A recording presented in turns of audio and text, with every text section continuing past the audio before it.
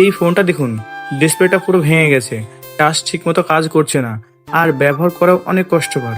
অনেকে ভাবেন এমন ফোন আর ঠিক হবে না, কিন্তু আমরা এই ফোনটি ডিসপ্লে একদম নতুনের মতো করে দেব। পুরো প্রসেসটা শেষ পর্যন্ত দেখুন। প্রথমে ফোনটা ভালোভাবে চেক করে নিচ্ছি, ডিসপ্লেতে কোথাও কোথাও ক্র্যাচ আছে, টাচ বা কাজ করছে কিনা, ডিসপ্লে লাইন বা ব্ল্যাক স্পট আছে কিনা, সবকিছু পরীক্ষা করা হচ্ছে। এরপর ফোনটি সুইচ অফ করে কাজ শুরু করছি। এখন বিশেষ টুল ব্যবহার করে ফোনের ব্যাক কভার ধীরে ধীরে খুলে নেওয়া হচ্ছে। এরপর ব্যাটারি কানেকশন খুলে নেওয়া হচ্ছে যাতে কাজের সময় কোনো শর্ট সার্কিট না হয়। তারপর ডিসপ্লে ফ্লেক্স কেবল আলাদা করে ভাঙা ডিসপ্লে খুব সাবধানে খুলে নেওয়া হচ্ছে। এবার নতুন ডিসপ্লে লাগানোর পালা। প্রথমে ফ্রেমটা ভালোভাবে পরিষ্কার করা হচ্ছে যাতে পুরনো আঠা বা ধুলো না থাকে।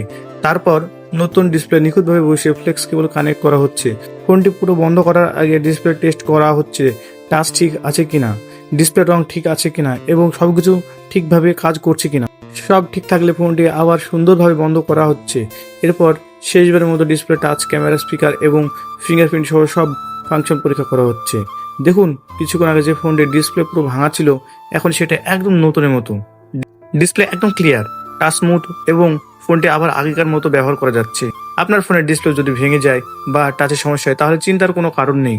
চলে আসুন মনসুর এন্টারপ্রাইজে। আমরা যত্ন সহকারে আপনার ফোন সার্ভিস করে দেওয়ার চেষ্টা করি।